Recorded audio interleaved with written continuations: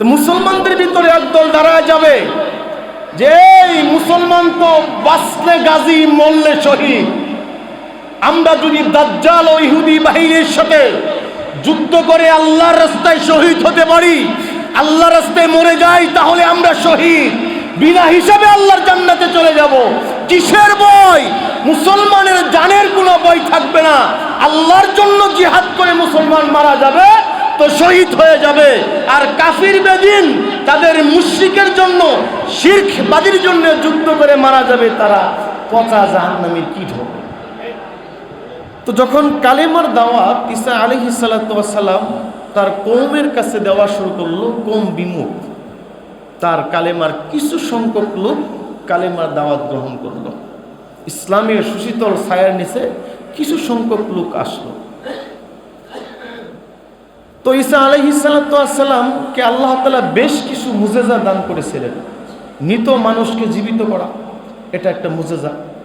কোনো মানুষ মারা গেছে, মৃত ব্যক্তির পাশে যায় যদি বলতো কুম্বি ইজনিল্লাহ, তুমি আল্লাহ তাআলার হুকুমে উঠে পড়ো, সে সাথে সাথে উঠে বসে যাইত। সুবহানাল্লাহ বলে। কোনো জন্মঅন্ধ যিনি চোখে দেখতো না, ওই জন্মঅন্ধ ব্যক্তির চোখে যদি যায় হাত বুলাইতো, সে ভালো হয়ে যেত।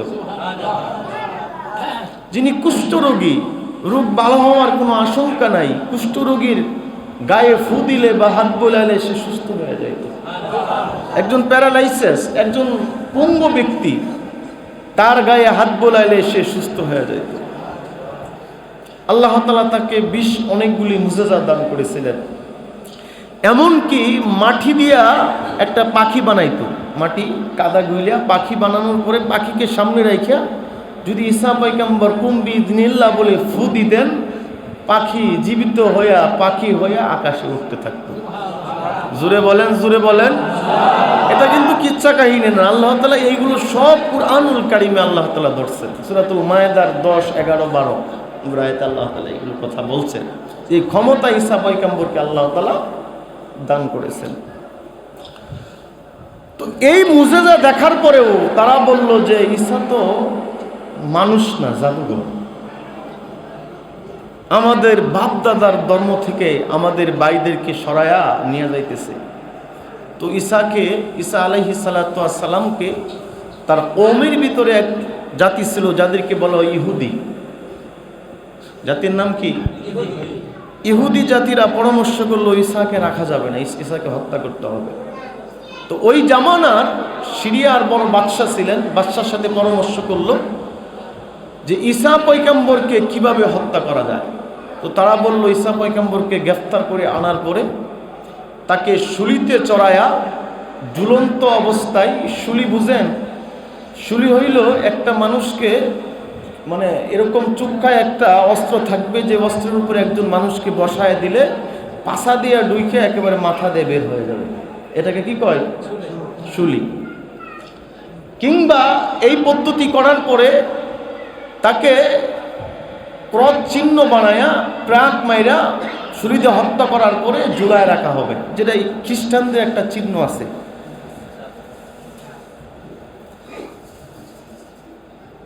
তো এই পরামর্শ হইল, ষড়যন্ত্র হইল, এই রাজনীতি চলল। আপনারা বলেন ষড়যন্ত্র দুনিয়ার মানুষ ভালো জানে না আল্লাহ ভালো জানে? এই যে পরামর্শ, ষড়যন্ত্র, কূটনীতি তারা করতেছে, এটা পৃথিবীর কেউ না জানলেও জানেন একজন, উনি কে? মুসলমানের আওয়াজে বলতে হবে, উনি কে? আল্লাহ। আল্লাহ তাআলা বলেন অমাকারু অমাকারাল্লাহ আল্লাহু খায়রুল মাকিরিন। আল্লাহ তাআলা বলেন পৃথিবীর বুকে আমার থেকে সুন্দর কৌশল অবলম্বন কেউ করতে পারবে না, আমার থেকে সুন্দর রাজনীতি, আমার থেকে সুন্দর ষড়যন্ত্র কেউ করতে পারবে না। তোমরা কি করো, করার আগে আমি আল্লাহ জানি। আল্লাহ জানেন? ইন্নাল্লাহা খাবীরুম বিমা তা'মালুন। দুস্থ ঈসা পয়গম্বরকে আল্লাহ তাআলা ওহী পাঠায় জানাই দিলেন, ঈসা দুনিয়ার জিন্দেগি তোমার শেষ হয়ে গেছে, অল্প কিছুদিন তুমি দুনিয়াতে থাকবা, কিন্তু ঈসা আলাইহিস সালাতু ওয়াস সালামকে আল্লাহ তাআলা এই কথা বলেন নাই, ঈসা তোমাকে আকাশে উঠায় নিয়ে আসবো, এই কথা বলেন নাই। বলল, ঈসা রে, দুনিয়ার জিন্দেগি তোমার জন্য শেষ হয়ে গেছে। সাধারণত নবী থাক আর মানুষ থাক, মৃত্যুর কথা যদি তার কানে আসে, মরার কথা যদি তার কানে আসে, সাধারণত তার একটু খারাপ লাগারই কথা। কথা বলেন না?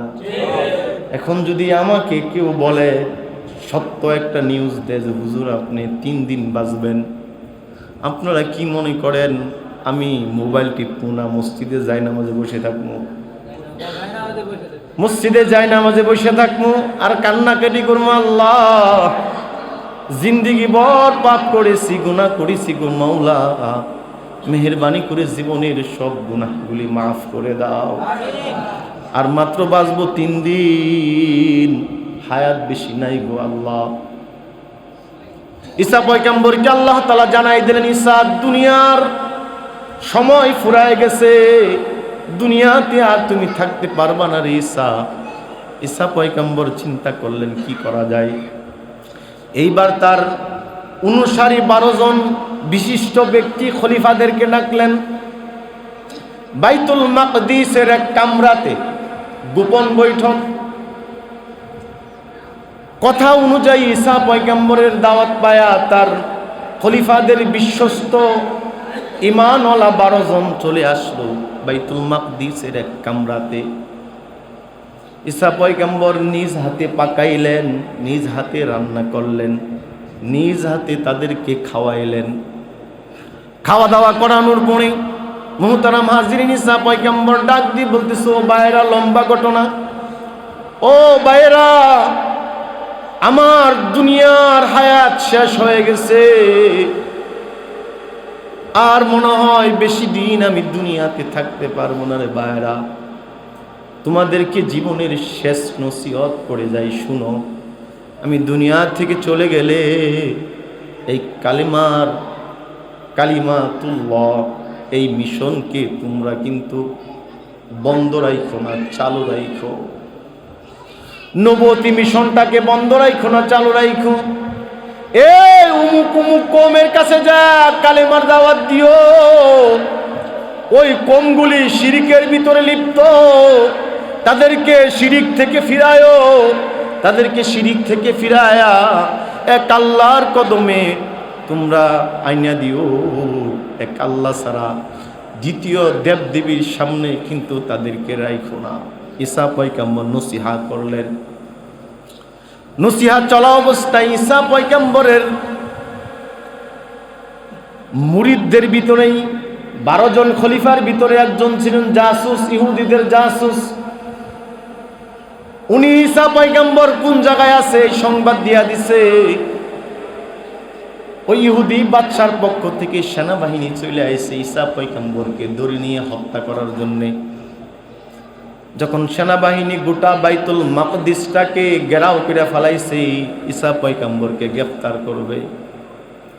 খুঁজতে খুঁজতে ঈসা পয়গম্বর যেই ঘরের ভিতরে আছেন, ওই ঘরের ভিতরে যখন ঘরের কাছাকাছি চলে আইছে, মানুষ বিপদে পড়লে সাহায্য চাবে কার কাছে? একটু আওয়াজ করে বলেন। এই আওয়াজও হবে না, জুড়ে বলেন কার কাছে? কার কাছে? না না, বাবার কাছে। কার কাছে? বাবার কাছে। বাউল সম্রাটরা তো বাবার কাছে চায়। বাংলাদেশে বাবার কাছে চাওয়ার লোকের সংখ্যা ভাই কম না, কিন্তু অনেক বেশি। এমনকি আমাদের জাতীয় রাজনৈতিকবিদ যারা, তারা পর্যন্ত বাবার কাছে চাওয়ার পক্ষে আছে। আল্লাহর কাছে চাবে না, তারা চাবে বাবার কাছে। আমাদের জাতীয়বাদী দল বিএনপির মহাসচিব মির্জা ফখরুল ইসলাম, উনিও বাউল সম্রাটের জন্য, বাউলদের জন্য খুব দরদ। লালন তথ্যের উপরে ওনার খুব দরদ, শিরিকি তথ্যের উপরে, শিরিকি কুসংস্কারের উপরে ওনার খুব দরদ, যে এরা যদি চলে যায় বাংলাদেশ ধ্বংস হয়ে যাবে। বাংলাদেশ থাকবো না, বাউল না থাকলে বাংলাদেশ থাকবো না, সব ধ্বংস হয়ে যাবো। মানে ইসরাফিল আলাইহিস সালাম সিঙ্গা ফুৎকার দিয়ে দিল, খুব দরদ। একটা নিকৃষ্ট কুলাঙ্গারের জন্য যদি তোমার দরদ এত হতে পারে, ওই কুলাঙ্গার যিনি আমার আল্লাহকে নিয়ে কটূক্তি করে, আল্লাহকে নিয়ে বাজে মন্তব্য করে, তুমি যদি মুসলমানের বাচ্চা হয়ে থাকতা, তোমার জবান দিয়ে ওই কুলাঙ্গারের বিচারের দাবি হতো, তার পক্ষে সাফাই গাওয়া হতো না। কথা ঠিক কিনা? কুলাঙ্গার আছে না, শুধু একজন কুলাঙ্গার না, এই কুলাঙ্গারকে যারা সাপোর্ট করবে তারাও কুলাঙ্গার, তারাও ঈমান হারা হয়ে মারা যাবে। এটা কেমন কথা? আপনি আপনার বিবেককে প্রশ্ন করেন। আপনি আমার রব আল্লাহকে নিয়ে বাজে মন্তব্য করার সাহস তো একজন হিন্দুও পায় না, একজন মুশরিকও তো পায় না, একজন ইহুদিও তো পায় না, একজন খ্রিস্টানও তো পায় না। মুসলমান হয়ে কিভাবে আল্লাহকে নিয়ে এমন বাজে মন্তব্য করতে পারে, যেই কথা মুখ দিয়ে উচ্চারণ করলে ঈমান চলে যাওয়ার আশঙ্কা? ওই শয়তানকে ধরছে, ওই কুলাঙ্গারকে ধরছে। আমরা বাংলাদেশ সরকারের কাছে আবেদন করব যে এই কুলাঙ্গারকে এমন শাস্তি দেওয়া হোক প্রকাশ্যে, যেন বাংলাদেশের নতুন কোনো কুলাঙ্গার, কোনো নাস্তিক, কোনো মুরতাদের জন্ম না হয়, যে আল্লাহ এবং আল্লাহ রসুলকে নিয়ে কটূক্তি করার সাহস যেন না পায়। কথা ঠিক কিনা জুড়ে বলেন।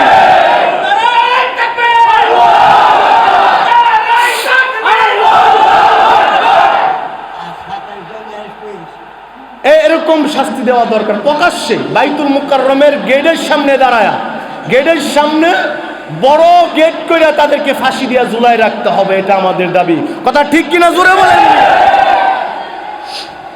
তো বলতেছিলাম মুহতারাম হাজিরিন, ঈসা পয়গম্বর বিপদে পড়ে গেছে, চতুর্পাশে ইহুদি বাহিনী চলে আসছে ঈসা পয়গম্বরকে হত্যা করবে। কিন্তু বিপদে পড়লে মুসলমান, বিপদে পড়লে মুসলমান কাকে ডাক দিবে বলেন?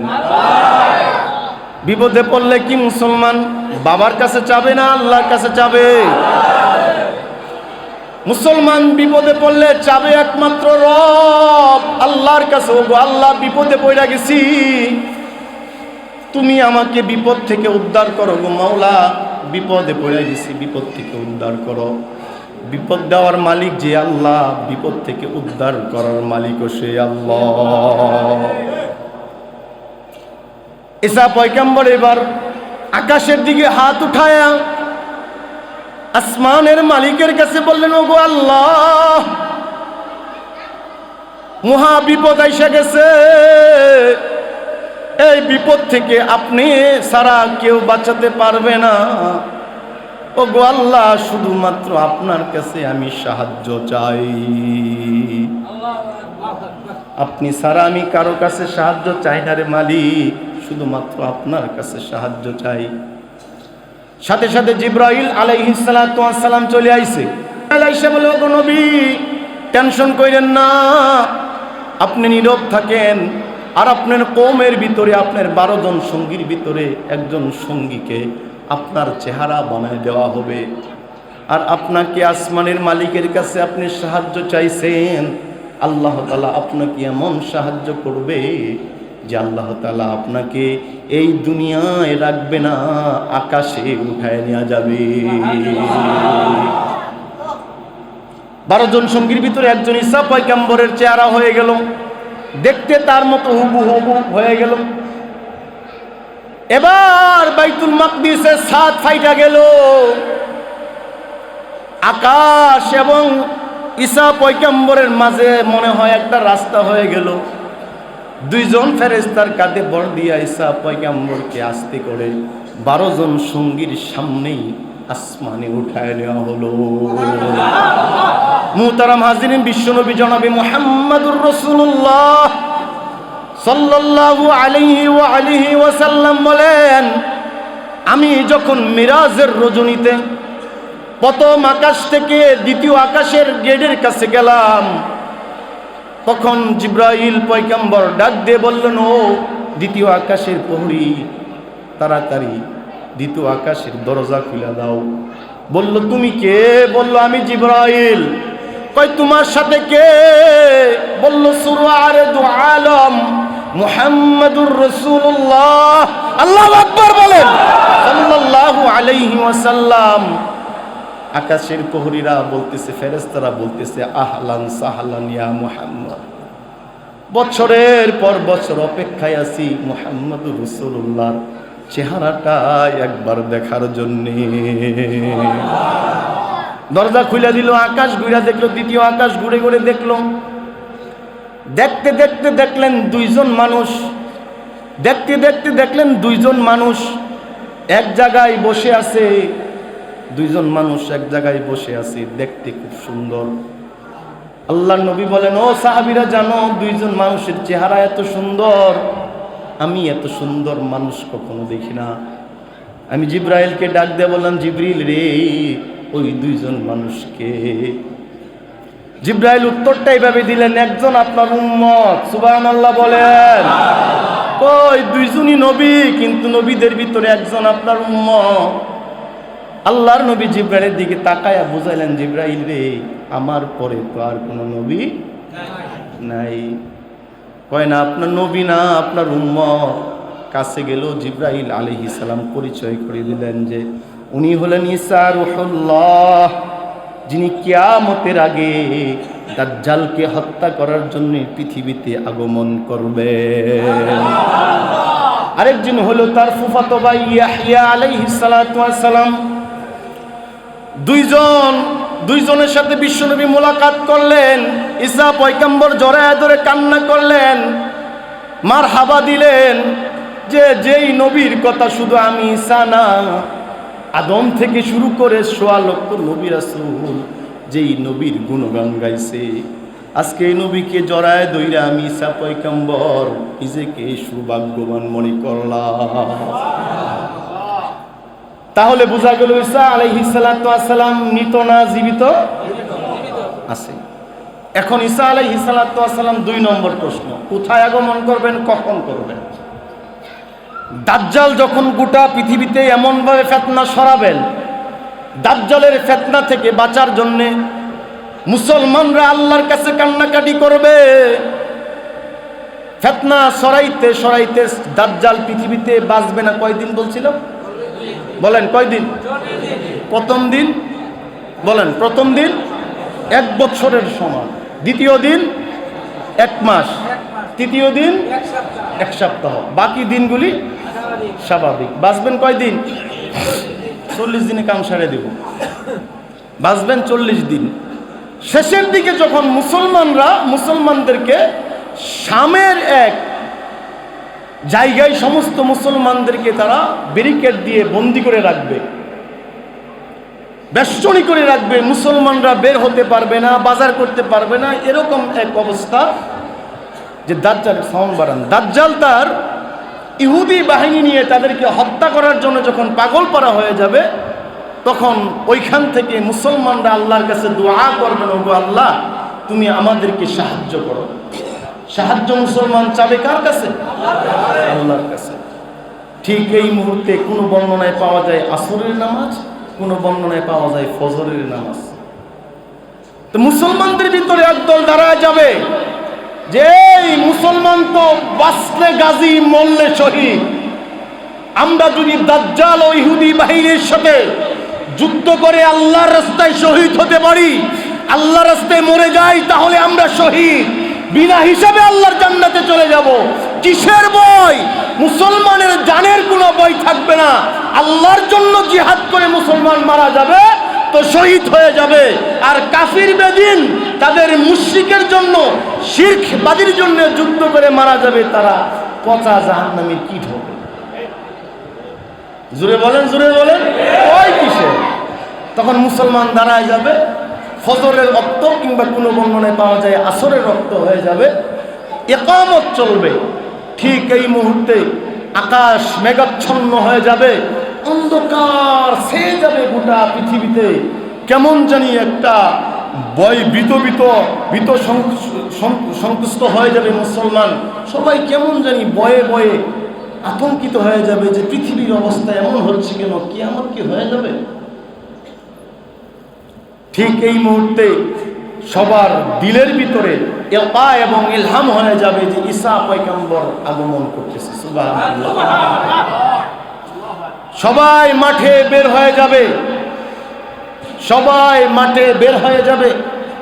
ঠিক এই মুহূর্তে আল্লাহ তাআলা মুসলমানদেরকে এমন এক নজির দেখাবেন, যেই নজিরটা বড় ব্যয়বহুল একটা নজির, যে মুসলমান আজিব হইয়া খুশি হইয়া আল্লাহ তাআলার কাছে শুকরিয়া আদায় করবে।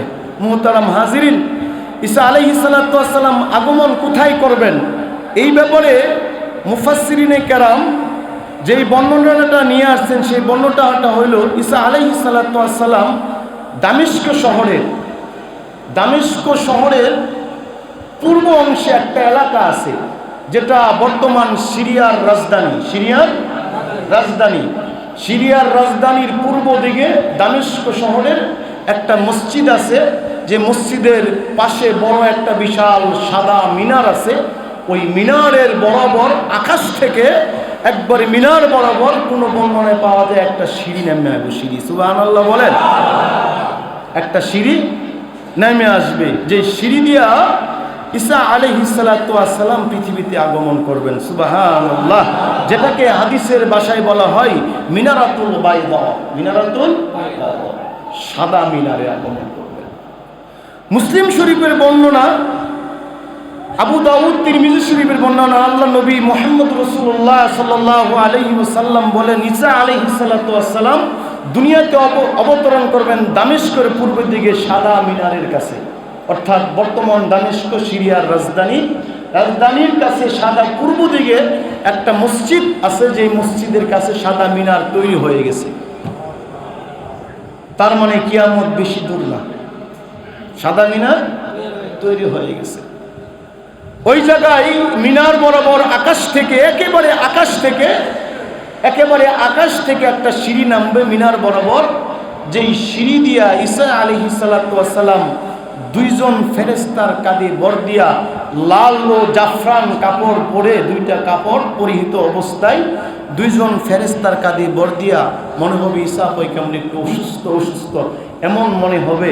তার মাথার চুল থাকবে ভিজা, মাথাটাকে নিচে উঁচা করলে টপ করে পানি পড়বে, নিচ করলে মনে হবে চমকাইতেছে, এরকম একটা দৃশ্য মুসলমানের সামনে বেশি উঠবে।